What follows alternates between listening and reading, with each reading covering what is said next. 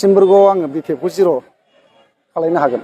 ज' जानो खावलायनाय मिजिंआ फैमाल जासिगोन नामा मानगोनां दिफेन बर' सारनिया बिथाङा मोनसे पस्ट होदोंमोन ज' जानांगौ नाथाय दिनैनि दिनाव नुबाय थादों जे बिपिएफआ बिपिएफनि जोंनियाव इसिखिनि जयेन जाफैदों, इउपिपिएलनिया इउपिपिएलनि जोंनियाव इसिखिनि जयेन जाफैदों। बिनि गेजेरावनो जोंहा मानगोनां सासे डाइनामिक लिडार रनजित गिजि सार बिथाङा दिनै इउपिपिएलआव थांना माखासे मानि स्पिच हैदों जे गोसो जायोब्ला बा गाव मावोब्ला एबार सिम्बोरगावना मा होनदोंमोन बे जायगायावहाय अल क्लियार खालामजोबनो हायो बिपिएफखौ। दा बे खेथ्रआव नायोब्ला जोंनि मानगोनां दुलाराय बर' फरायसा आफादनि दैदेनगिरि दिफेन बर' सारनि ज' जानांगौ होननाय गावजों गावनि गेजेराव बेसेबांसिम ज' जामारगोन बेहाबो जोंना बेसेबां हायो बेहाबो जोंना बेसेबां हायो नाजालायनायखौ नुगासिनो दङ। दा गोबाङा साननो हागौ जे इउपिपिएलनि निउसखौलाय नोंहा मानो होखो, बाव जोंहा जेबो माबा गैया जे जों एसे खौरां दैथायग्रा हिसाबै बिपिएफ जा इउपिपिएल जा सोरबा जा जों बेखौ फोसावनाया जोंनि खामानि जाहैबाय जेथिया जों बेखौनो नोंथांमोननो लानानै फैबाय। दा बिथाङा मा फोरमायदों ए टु जेड नायजोब्बासो बुजिगोन। नोंथांमोननो होग्रोनो सानो, मा बुंदों नोंथाङा? सिगाङाव एक्सपिएलटिमोन, बिनि सिनायथिखौ आं मिडियानिसिम बुंबाय। सेकेन्डआव राजनितिक जानाय लोगो आं इउथनि दैदेनगिरिमोन, डिस्ट्रिक्टनि केसियारमोन आरो आं। मा उद्देश्य लानानै नोंथाङा बिपिएफ दलखौ गारनानै आङो तमर सारनि खामानि मावनाय दांनाय उद्देश्य मोनफ्रोमबो बिथिङाव आरो बेनि रायलायनाय टेलेन्ट मोजां मोननानै आं गोसो जानानै इउपिपिएलआव दिनै जइन जाबाय। आरो आं थांनाय लोगो आंनि गथ'फ्राबो आंनि खिथुजों थांदों आरो दिनै आं रायजो राजाखौबो एसे लाबोनो हादों।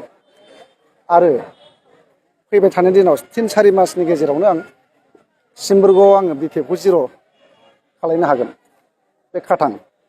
आरो जोंहा देरहानाया खाथां इउपिपिएलआ देबोरगाव हिसाबै। बेनि उनाव आं बनरगाव बारगोन।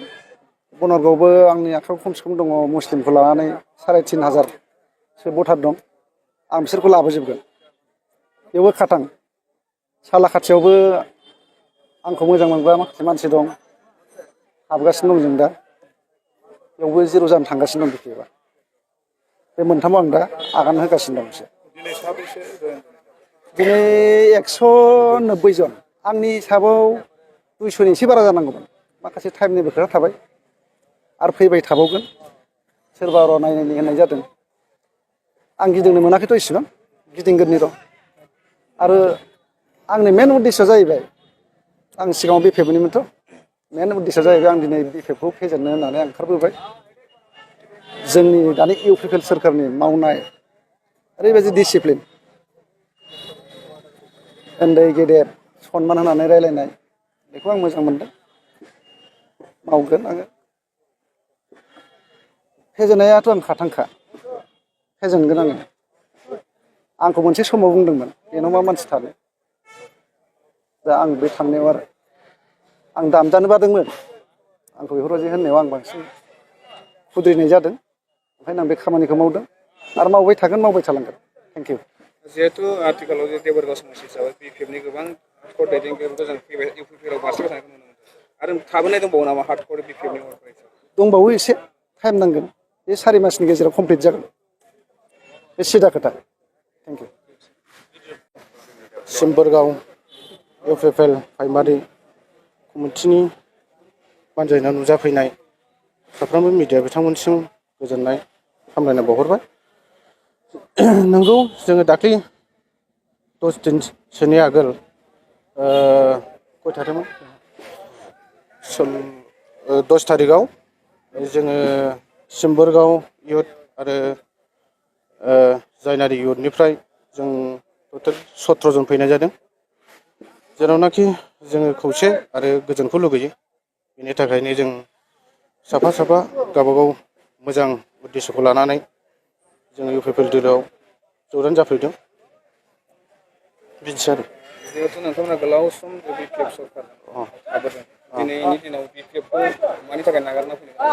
बिपिएफनि माखासे मावनाय खामानिफोर, जिहेथु आरो दा बर्थमान सरकाराबो गैया। बे बेलायाव जों बेखौनो बुंनो थाङो बहुद गोबाव बोसोर जोङो ओरैनो थाबोनांदों, जेराव जेबो डेभेलपनि जेबो फारसे जों नुहुराखिसै।